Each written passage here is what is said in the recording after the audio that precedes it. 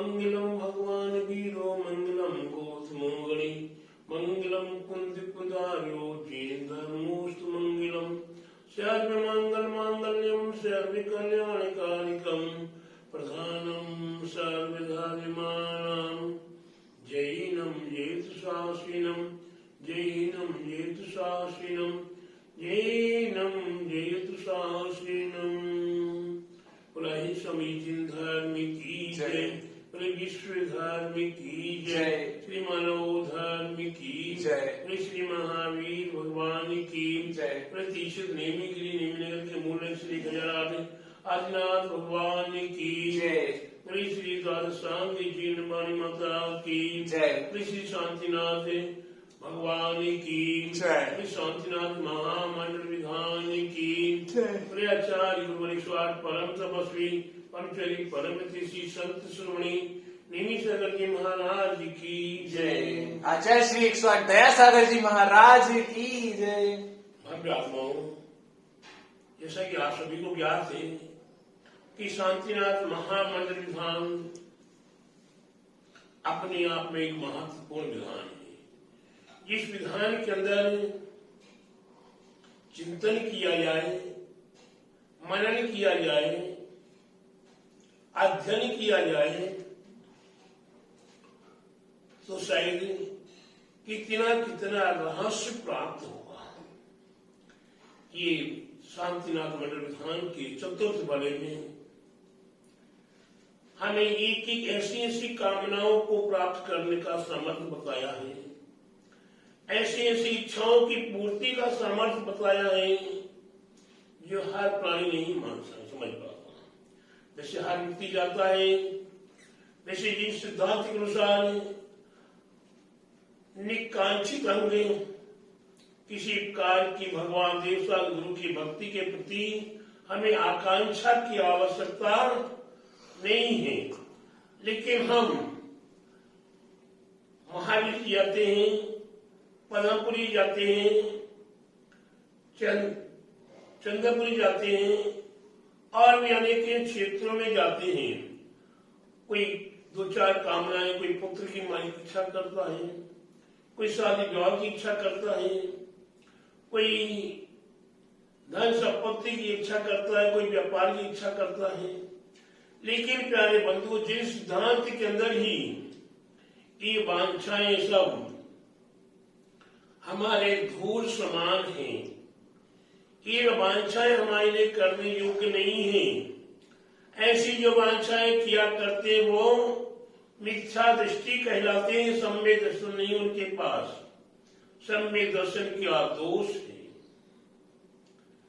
क्योंकि 8 अंगों में निशंकित किसी प्रकार की शंका नहीं करना, निकांक्षित किसी प्रकार की आकांक्षा नहीं करना, निर्विचिषा किसी प्रकार से देवसाद गुरु में गिलानी नहीं करना, अमूढ़ दृष्टि देवसाद गुरु को छोड़कर अन्य किसी में मूर्ता नहीं करना, किसी दूसरे को नमस्कार नहीं करना, किसी दूसरे को भगवान नहीं मानना, देवसाद गुरु नहीं मानना आदि 4 कार के अंगे और 4 कार के अंगे अपने लिए उपभोग अंगे, स्थितिकरण अंगे, वात्सल्य अंगे और सद्धर्म प्रभावना अंगे, ऐसे 8 अंग हैं। इन 8 अंगों से जो हुआ करता वो सम्यक दृष्टि हुआ करता है, और इन 8 अंगों में से एक अंग में दोष लगा तो 8 के 8 अंगे दूषित हो जाते हैं और सम्यक से मिथ्यात्व आ जाता है। इसलिए आकांक्षा कभी नहीं करनी चाहिए। यहाँ हमारे जीवन में, हमारे अपने आप में हमें प्राप्त होने वाला है। हम देवसाद गुरु की आराधना करेंगे, भक्ति करेंगे, हम पूजा आराधना करेंगे, विधान अनुष्ठान करेंगे तो हमारे लिए पुण्य फल, और पुण्य फल के प्रभाव से पुण्य का अर्जन होगा। पहले बात पुण्य का फल नहीं, पहले पुण्य का अर्जन करना, और जब पुण्य का अर्जन हो जाएगा तो फिर आपके लिए मौके पर समय समय पर उसका फल भी प्राप्त होगा। पहले पुण्य अर्जन करना, तो ये पुण्य देव साध गुरु की आराधना करना है, 16 दिवसीय विधान करना है, पंच कल्याण प्रतिष्ठा करनी है, ऋषि मंडल विधान आदि जैसे महाविधानों को करना है, सिद्ध चक्र मंडल कर्म मंडल विधान आदि विधानों को करके यह नित्य प्रति पूजा अर्चना अभिषेक करके महाशांति धारा करके क्या करना है, पहले पुण्य का अर्जन करना है। यह पुण्य आपकी सत्ता में पर्याप्त हो जाएगा तो वह पुण्य आपके लिए नाना प्रकार से फलों को देने में समर्थ होता है। वह शांतिनाथ विधान में वह बताया कि ये पुण्य के फल के प्रभाव से क्या, ये पुण्य के फल के प्रभाव से आपके लिए ऐसा पद मिलेगा, ऐसा पद मिलेगा कि आप 16 कर्म भावनाओं को भाने का सामर्थ्य प्राप्त कर सकते हैं। और ये 16 कर्म भावना दर्शन सिद्धि आदि 16 कर्म भावनाओं को भाते हैं, उन्हें तीर्थंकर प्रकृति का आश्रय हुआ करता है और तीर्थंकर बन के तीर्थ का संचालन करे निर्वाण को प्राप्त होते हैं। ठीक उसी प्रकार से वही माँ श्रेष्ठ पुत्र को जन्म देने वाली माँ होती है, उनकी कीमत नहीं होती। कीमत किसकी होती है, ये तीर्थंकर जैसे एकमात्र पुत्र को जन्म देने वाली, या आज के समय में साधुओं को जन्म देने वाली माँ भी अपने आप में वह भी महान हुआ करती है। अपने कोख से जन्मा हुआ पुत्र जिन जननी तुल्य जिन्हें भगवान की माँ के समान में माँ बनने का अवसर प्राप्त हो जाए। तीर्थंकर को जन्म नहीं, तीर्थंकर जैसी माँ को या तीर्थंकर जैसे पुत्री को जो दिगंबर बन के आप अपना कल्याण करने में लगे, ऐसा वह माँ बनना किन जननी तुल्य एक जननी पद है, वैसा पद प्राप्त होता है। मतलब बहनों के लिए ऐसी शक्ति प्राप्त हो, एक लोटा पानी, आज सर्दी का समय है सौरभ भाई, एक अंजलि पानी मुख में लगाने से कैसा लगता है, पूरा शरीर कांप जाता है। लेकिन प्यारे बंधु ऐसे अवसर पर तीर्थंकर प्रभु का जब जन्म होता है तो मेरु शिखर पर, कहा पांडु शिलावन में ले जाकर कितने 1008 कलशों से नन्हे मुन्ने से बालक का अभिषेक हुआ करता है। और वो शक्ति उनमें सहन है कि उनका कुछ नहीं बिगड़ रहा है। अगर हमारे पास एक लोटा पानी, एक कलश है, जो एक कलश उल्लेख किया, एक ओजन लंबा चौड़ा, 4 ओजन लंबा गहरा, 8 ओजन चौड़ा आदि जो कलश है, इतने कलश का पानी अगर मेरे सामने से बहा जाएगा तो शायद मैं स्वयं ही बह जाऊं या पूरे बंडे बह जाए। नहीं मेरी गली हम नहीं, ये बंडा ही अकेला पूरा सारा का सारा बह जाएगा एक कलश में ही। इसी 1008 कलशों को अभिषेक का समय उनको सहन करने का शक्ति प्राप्त होता है। वज विषम नारा सेना सहित प्राप्त हो जाते हैं। और विशेष रूप से सिद्ध साक्षी दीक्षा प्राप्त करने का सामर्थ्य। आज तो पंचम काल है, हमें तो गुरुवर आचार्य से 108 है, नेमी सगर महाराज के पास पहुंच के दिगंबरी दीक्षा उन्हीं की इच्छा अनुसार, उन्हीं का जब मन हुआ हमारी ओर से आग्रह कि हमें दीक्षा दो, लेकिन उन्हीं का जब मन हुआ, जब उनने देखा कि हाँ ये योग्य हुआ, तब उनने दिगंबरी दीक्षा दी। और यहाँ कहते सिद्ध साक्षी, सीधे भगवान हमारे सामने नहीं है, सीधे भगवान यहाँ नहीं रहते हैं, वे सिद्धिसला में विराजमान है और उनकी साक्षी मान करे। हमारे तीर्थंकर प्रभु किसकी साक्षी मानते हैं? तीर्थंकर प्रभु का कोई गुरु नहीं हुआ करता है। आज के समय में ठीक है पंचकल्याणक होते हैं तो दिगंबर साधु या पंडित वाले भगवान को दीक्षा दे देते हैं, लेकिन अगर किसी पुरुष विशेष को दीक्षा लेनी है तो दिगंबर गुरु के पास, दिगंबर आचार्य के पास जाकर दीक्षा ग्रहण करनी पड़ती है। लेकिन यहाँ क्या भावना करे हैं कि तीर्थंकर प्रभु किसी को अपना गुरु नहीं बनाते हैं, वे ओम शब्द का भी उच्चारण नहीं करते। नमः सिद्धेभ्या, सिद्ध भगवान को साक्षी मान करे पंचमुष्टि के सोच करके और फिर दिगंबरी दीक्षा ग्रहण कर लेते हैं।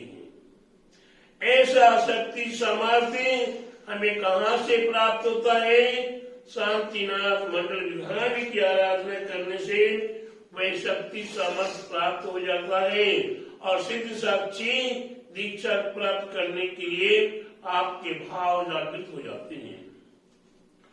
ब्रज विषम नारा सेना ने जैसा आपके लिए आपने जिन भगवान शांतिनाथ भगवान की आराधना की तो आगे भगवान्तर में ब्रज विषम नारा सेना ने आपका शरीर इतना मजबूत है कि आपने सुना होगा हनुमान का नाम।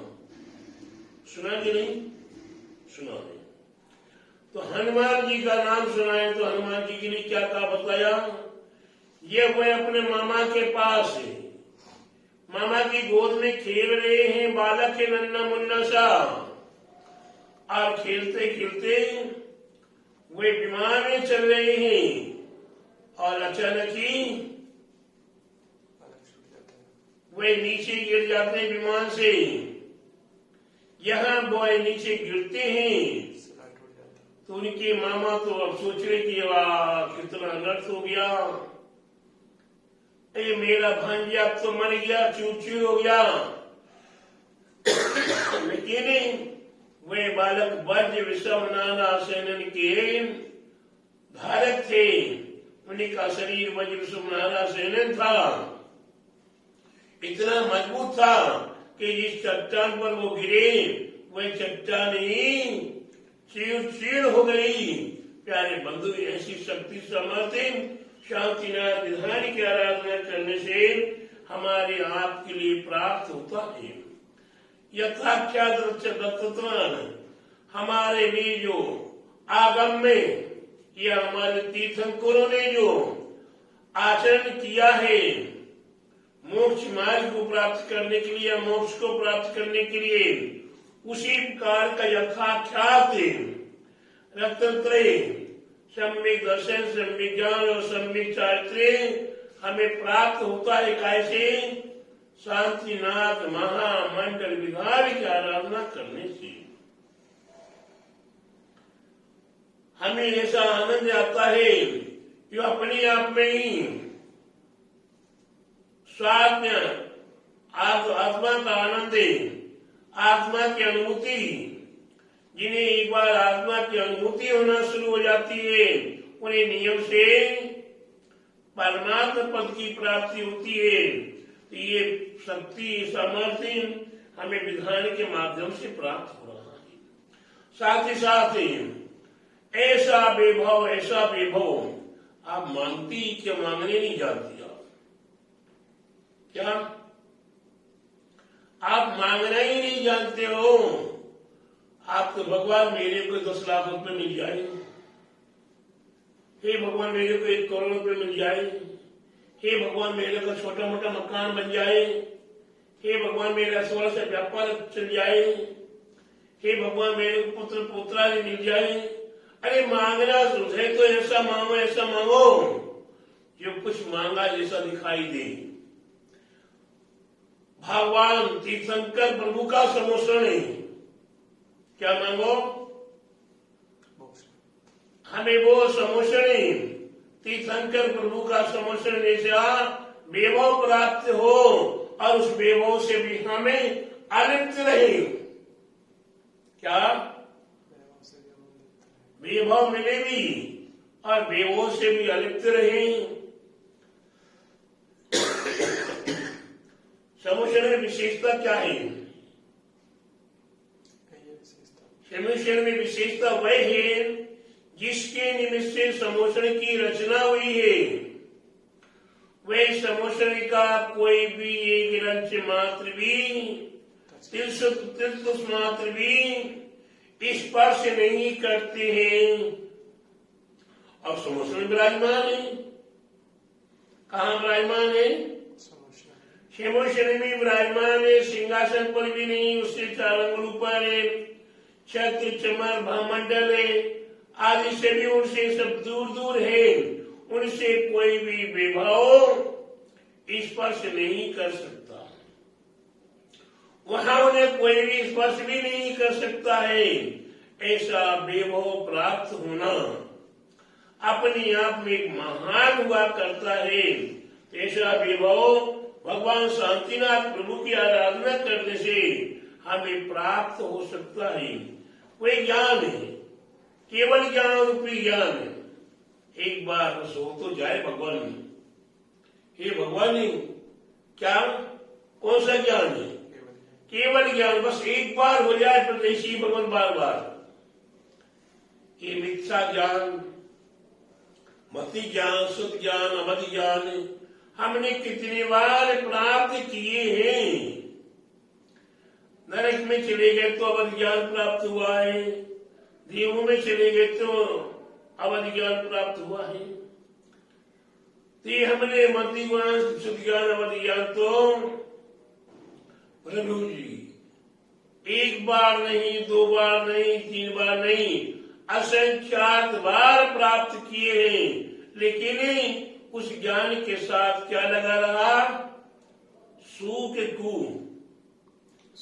सू नहीं लगा रहा, ज्ञान है, कुमति, कुशित, कुअवधि ज्ञान हमें प्राप्त होता रहा। वो मोक्ष मार्ग के लिए कार्यकारी नहीं हुआ। बस हे भगवान, अब तो वही कामना है, वही हमारी कामना पूरी होगी भगवान की आराधना करने से। सत केवल ज्ञान की प्राप्ति हो। ओम ह्रीं श्री सत केवल ज्ञान भूति प्राप्त प्रदाय।